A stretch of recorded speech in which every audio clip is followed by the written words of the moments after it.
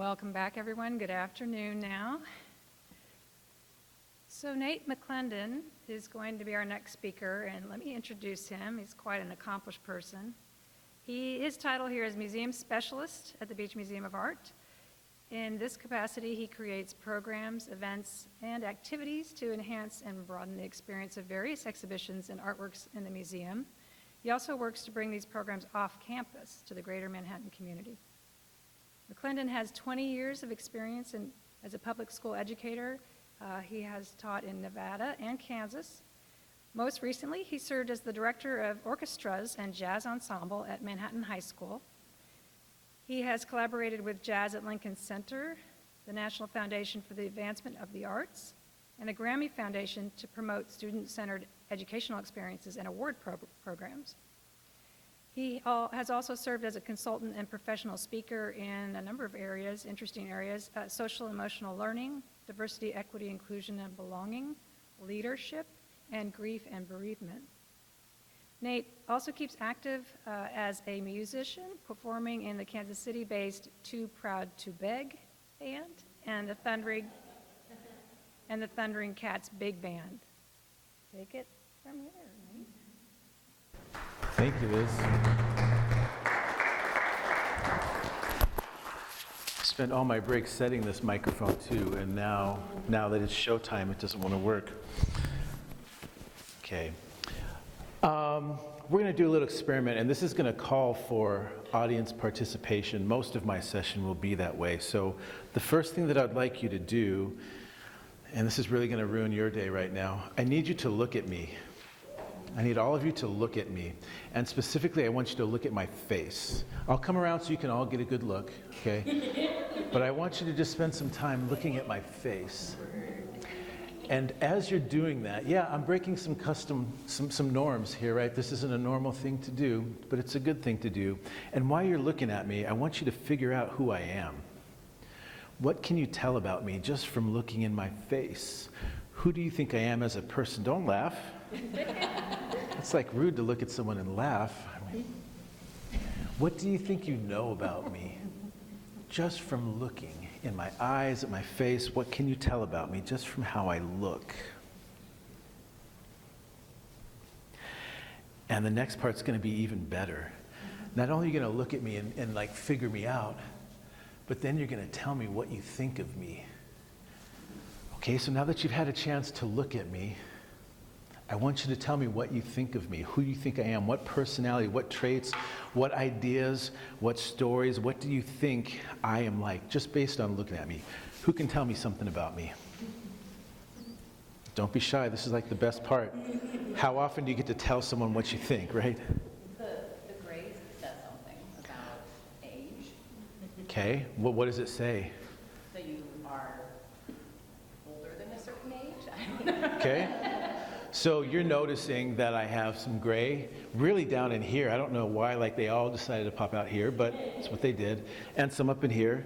And so with gray, there's an idea of like my age, that maybe I've reached a certain point in years. Fantastic.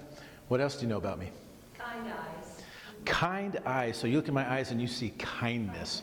What do you think that turns into? Like I just look kind, or do you think like I am kind? I think you are kind. Because those are different things, right? All right, what else can you tell about me from looking at me?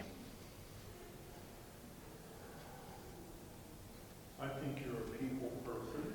A people person. So what in me did you see that says I'm a people person? Your approachability and your confidence. Okay, so in me doing what I'm doing, you noticed an approachability. I literally approached your space and violated it, right? And the second thing you said was confidence. Okay, so you could see that in me. Maybe one more thing. Something else someone saw. Yeah. You wear a ponytail, so that tells me something about how you think about your gender and hairstyles. Okay, so let's take that another step further. So what do you think I think about those things? Well, you're willing to not be traditional and not have a traditional hairstyle. Okay, so by the way my hair, you deduct from me that I'm probably not very traditional or worried about how that might come off. Okay, so here's a really interesting thing. This process that we're going through right now is actually a thing, and it's called mind reading. Actually, let me go ahead and go to the next slide here. So it's this concept called mind reading, and it's actually an evolutionary trait that we all have. And one of the ways that we use it is by looking at each other. Like, we are designed to look at each other in the face. And in doing so, we deduct so much information. We come up with so many bits and pieces of information about that person. We were designed that way because we as a species individually are very weak, right? Drop you out like in the middle of the rainforest, you're not coming back, right? Like this. We're not made, like, we don't have that kind of strength. The way the human race has survived is by cooperation. Like, that's how we've risen to where we've risen. Like, we rely on, like, we're here in this room. All this technology, I built none of it. A lot of the information that I'm presenting to you, I didn't discover it, right? That's how we work. We build off of what other people have done, and we add to that. So because that's how we operate, we were designed to be able to look at someone and glean information and do it quickly. When you see me come walking down the street, you're immediately looking at me and you're assessing, is this person safe? Are they friendly? Are they a threat? If we're going to enter a business deal, or even right now, as you're assessing me right now, is this person truthful? Is he a liar? Does this person know what he's talking about, or is he just BS? Like, we do this all the time. It's a physical trait that we have, a biological trait that we have. It's called mind reading. A lot of studies I got came from this book right here, analyzing how and why we think the way that we do. So I just wanted to give props to Nicholas Epley, a psychologist from University of Chicago. It's a fantastic book. Typically, at this point in my presentation, I would go off into research about the brain and how we think and why we think the way that we do. But this is not that presentation. You'll have to come see me speak some other time if you want to learn about that. So we're going to play a little game to test your mind reading ability. We're going to look at these faces, and there's 4 emotions being displayed. And let's see if we can name what they are. So take a look at the face furthest on the left. Anger, disgust, happiness, or sadness. What do we think with, oh, good. What do you think with this face right here? Anger, disgust, happiness, or sadness? Happiness. Happiness? Does anyone think otherwise? Let's see what the answer is. Ta-da! Correct. You guys are good. Very good. Let's go on to the second face. Anger, disgust, happiness, or sadness? Sadness? Disgust? Okay, Terry, now doubt's not an option. Anger, disgust, happiness, or sadness? I heard sadness, and I heard one person say disgust. Okay, answer is sadness. The third one, anger, disgust, happiness, or sadness? Anger? Sadness? Disgust? Okay, the third one right here, anger. Fourth one, anger, disgust, happiness, or sadness? Disgust? Answer is disgust. And the thing is, these are considered, there's 7 like common expressions that are global. Doesn't matter where you go. This person actually here is from a pre-literate tribe in Africa, like didn't know what a camera was, so they're able to like do these things and capture like real honest expressions. This particular man was just given like 4 scenarios and said, what kind of face would you make if you stepped in a dead pig carcass? And there you got disgust, right? How would you feel, when a member of your tribe came home? Then you got happiness. And this person is just telling you the face they would make. We all recognize this. We all know how to face read, and we all know how to tie emotions to that. Now, some can get more complicated and complex, right? That does happen. So here are the 7 general, basic expressions that are pretty global. And it's all what happens with the eyes, with the brows, with the mouth. Like on that last one, anger and disgust get pretty close, right? One of the things people say is it's if you watch the eyes and the mouth, that disgust has a curling of the lips. Oftentimes, like maybe one side of the mouth or both, and what happens with the brows. So you can see like they're slightly different on those two. And these are things that we just intuitively know. So there's your basic general information on basic global expressions. So I need to try another trick here, and I'm going to use you as a guinea pig. She was like, is this me? And she looked up at me. So I just want, everyone has to watch, okay? So you all have to watch. So just look at my face. Are you ready? That's hard to resist. Did you see what happened? And even you guys out here did that. So what happened? I did what? Smile. And you did what? Yeah. So here's the thing behind this that research shows is that in general, we tend to adapt and reflect the emotions that are given to us through facial expressions. Whatever someone presents us, we tend to start to not just react to it, but we also tend to take it on. So by getting your face and smiling, like if someone smiles at you, it's natural to smile back. And when someone's in a really depressed mood and they're down and all that, if you don't want to be down, you move away from them, right? Like, isn't that a thing that we do? Like, that person is really depressing. I don't want to be that way, so I'm going to move away. Because we know we take these things on. This is how facial expressions work. This is how emotions work. So I hope that was a fun game for you. I mentioned mind reading. There's another idea. It's called theory of mind. Theory of mind basically is the ability to understand or attribute mental states, beliefs, intents, desires, emotions to other people, to know that they have them as well. Like the thing, like I know that I have a mind, I know that I have intentions and desires and all of that stuff. Theory of mind means I recognize that you have that too. Okay, theory of mind is what that is. So why am I even talking about face reading and all this type of thing? Well, there's some huge benefits to face reading. Number one, and this is really important for today's day and age, it develops empathy.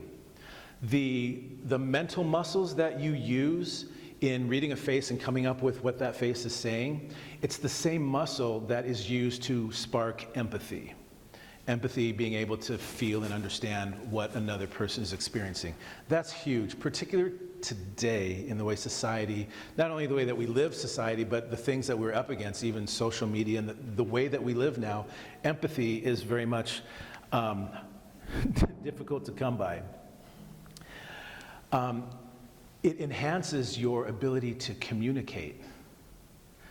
If you've ever watched presenters, like say today, ones that use facial expressions, that's an effective communication tool. And you've been like to tons of these. If you've been in America and you've gone through the schooling system, you've had all kinds of teachers. Some were very expressive, some were not. Facial expressions are a communication tool, and it's a skill. It also helps us build rapport. Like, don't you already feel like we're friends here? Like, just for me going around getting in your face and smiling at you, it feels like we could have went out to lunch, but we didn't because I'm an introvert. The last thing is our ability to profile, which I know that's a negative word in our culture, but if you understand what profiling just is being able to ascribe attributes to someone. We do it all the time. And deception detection. Also very important. We need to know whether something is true or false, if someone is honest or not. That's just a general thing that we need. Facial recognition does that for us. So before I go on, I want to tell you a little bit about myself. So you told me all these things about me, and you were all right. I mean, I actually am a really kind person. At least I like to think that. Confident. Well, I do a lot of weird things, so if doing weird things in front of people means confident, then I guess I'm confident. I don't always feel that way, right? Like before this, I'm sitting there adjusting the camera like, oh man, like, is this gonna be stupid?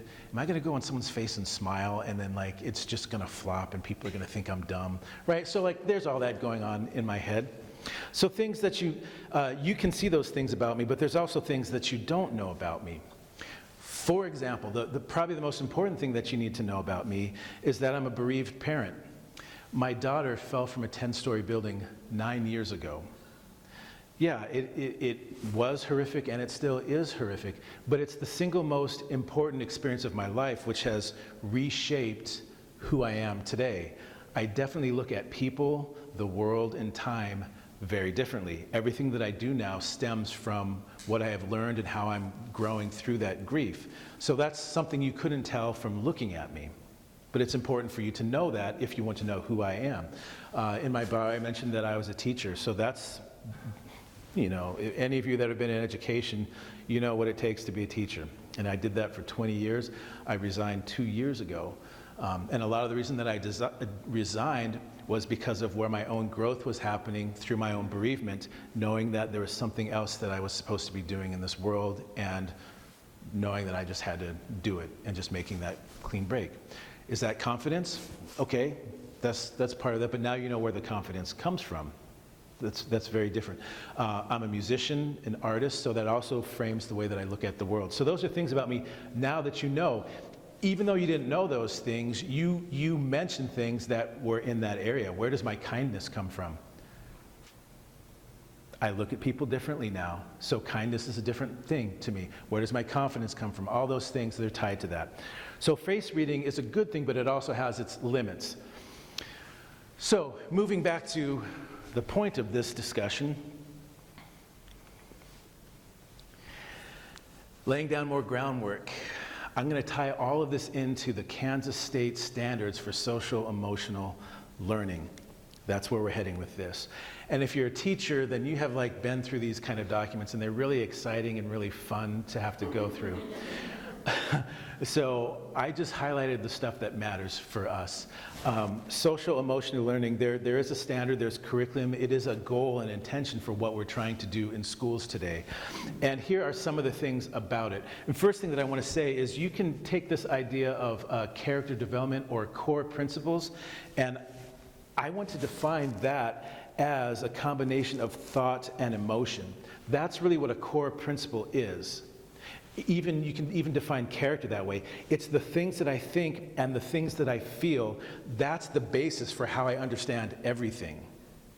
If I want to say that being on time is an ethic, and that's a character trait, well, being on time is tied to a thought and a feeling, right?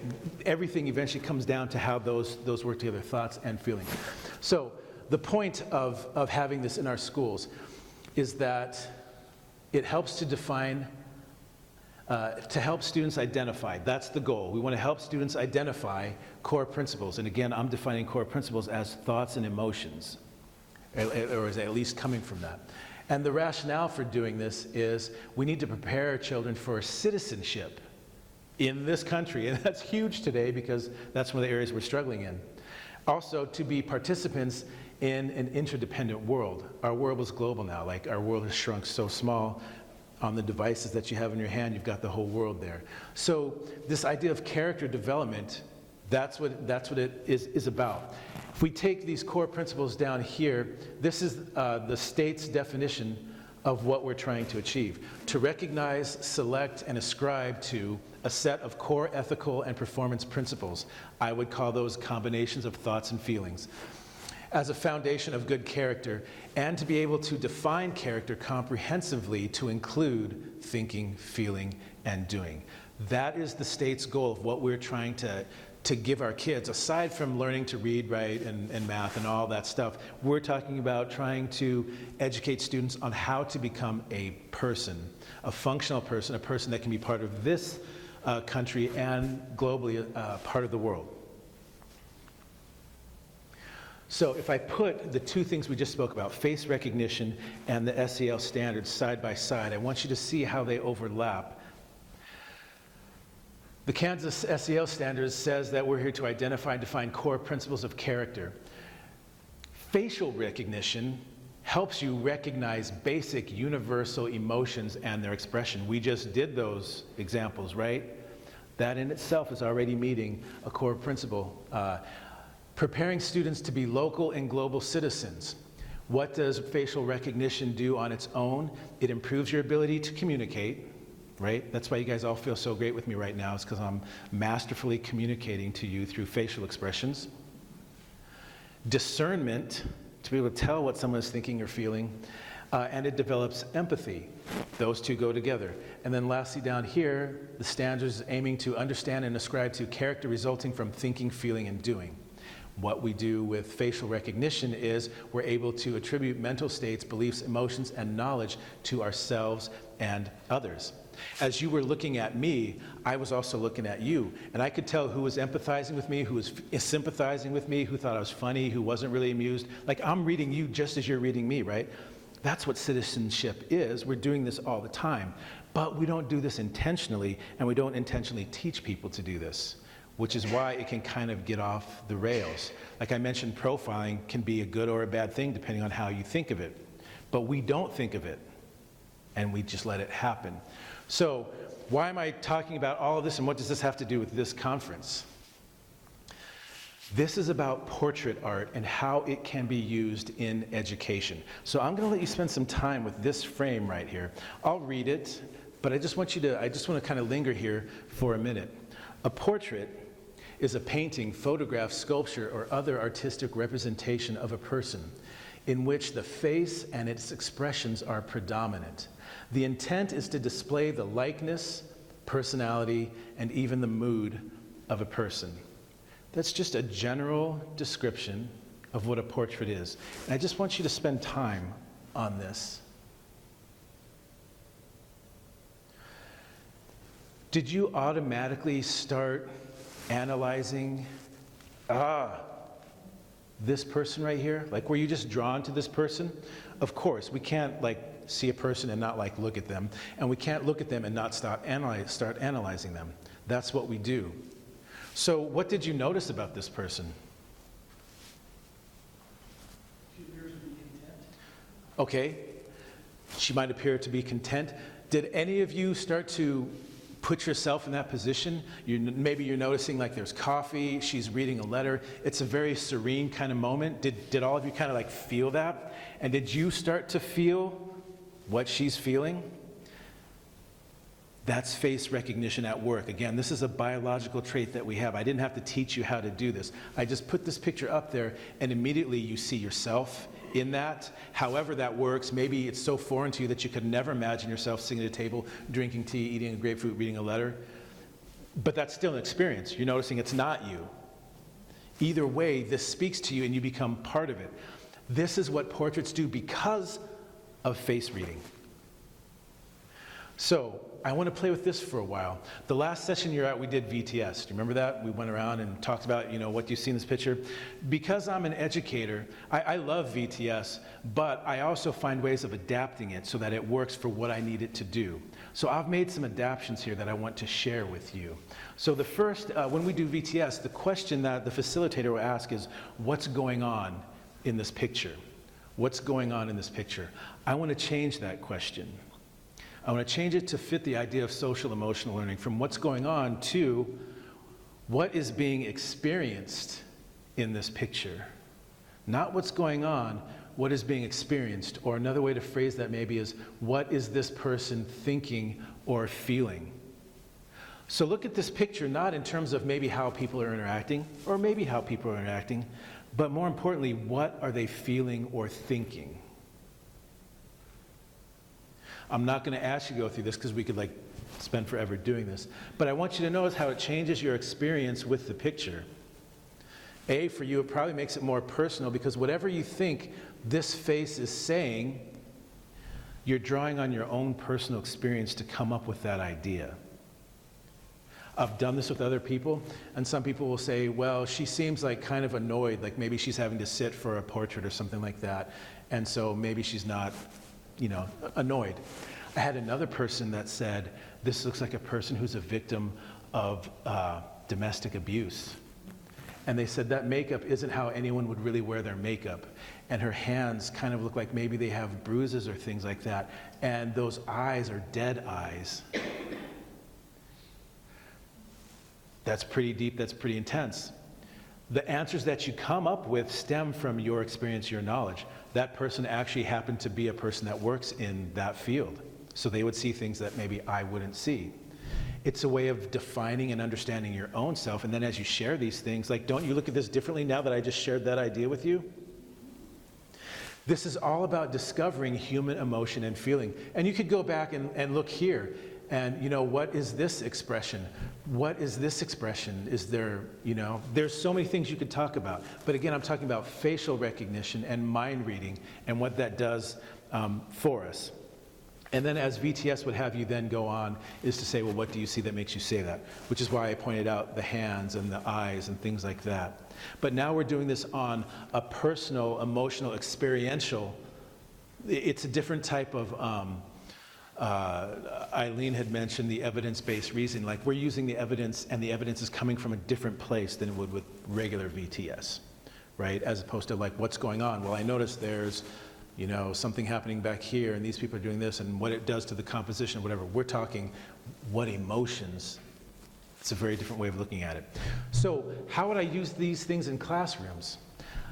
In my elementary classrooms, I might take something like this, which some people might not call it a portrait, but based on the definition that I put up there, I think this is still a portrait. I might ask my K through 3, kindergarten through third graders, I might ask them, what emotion do you see this child expressing? And then I might say, what emotion do you see this dog and this cat? Right? You can expand that, because can you see that there? They all are emoting. So what are those emotions? And then I might say, like, is there a relationship between these three? What is it? How do they relate to each other? So I'm asking them to identify some core emotions and relations. This one over here I might take to, say, my middle school students and say, what emotion is that? Because this emotion is a little bit more complex, right? This wasn't like one of those 7 that I put up there. It's like some kind of hybrid of something like, so what is this person feeling? And then I might ask them to create a story as to why they are feeling. Like, what is causing the person to feel whatever it is that you think they're feeling? So now you're taking an idea of emotion and now you're adding a reason or a cause to it. And I'll tell you why that's important a little bit later. With my high school students, I used this. All the previous photos are actually part of the gallery over there. This one obviously is not. Triple portrait. I would use this to get into some more complex thinking. You have a person who's doing a portrait, and that's what he looks like in the mirror, but that's what he's painting. Like, so we're observing those things. Well, what does that mean? What does that tell us about the intent of this artist?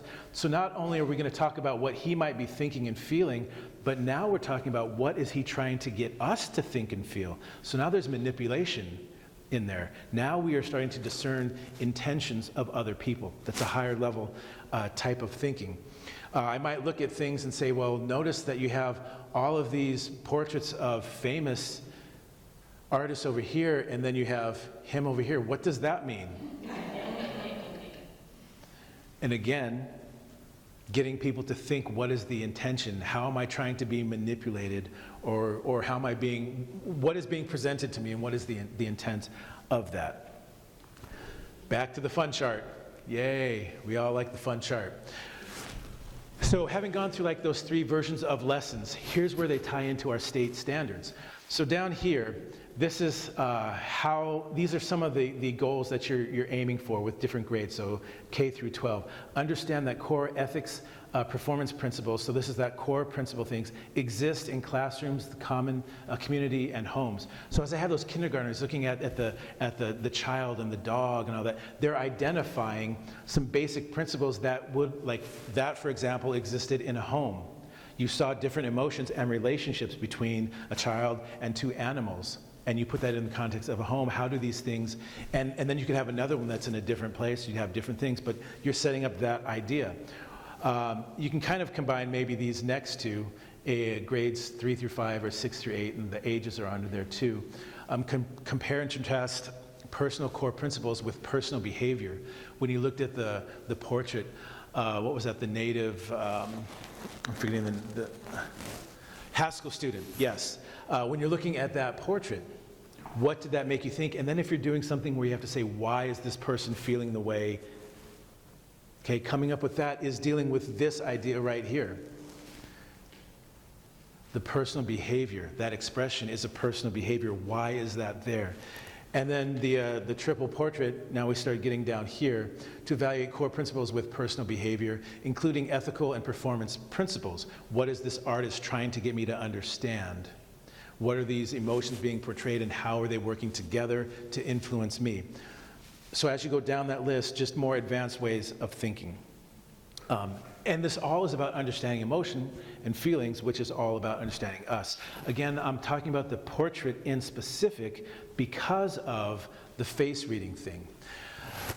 Won't get into this much, but I just want to point out there's another area of this where it talks about personal development.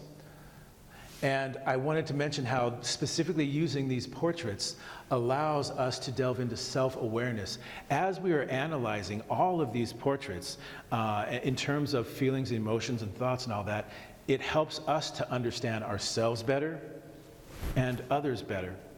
So the way this works, think about little kids, and when you're in kindergarten, first grade, play is a big part of education. Letting kids play, that's how they learn. That's how they learn social norms, that's how they learn how to interact. A lot is learned during play because you're practicing for the real thing. When you take a look at the Haskell student and you're figuring out what is this person thinking and feeling and why is this person thinking and feeling the way that he does, the mental and emotional exercise you go through, you're having to figure out and experience hypothetical life. Right? How better to practice for real life than being in hypothetical life? How would I feel if I thought this person was feeling this way because of X, Y, Z? How would I feel if that, if I'm writing a story about that, I have to go through all those things I might think and feel. That's all practice of being human. You may never have to experience those things, but you've practiced what it's like to be and do that, which again becomes what we call empathy. So I'll leave with this one. In my experience as an educator, I have used art and portraits specifically to teach my music class. Yay, they did that kind of study. What can we do with writing classes? How can we use this with literature classes or any class that wants to engage in writing? All those examples we have, they all become prompts for writing. And that can be done in any class. Down here, look at that face. And what is that face telling you? Who is this? What is that person thinking or feeling? Now, I'm assuming we all know who that is, but if you just look into this face, how would you describe this person? What are those eyes telling you? What is this mouth telling you? What is this expression telling you? Did you know that George Washington stopped his education at age 11 because that's when his father died?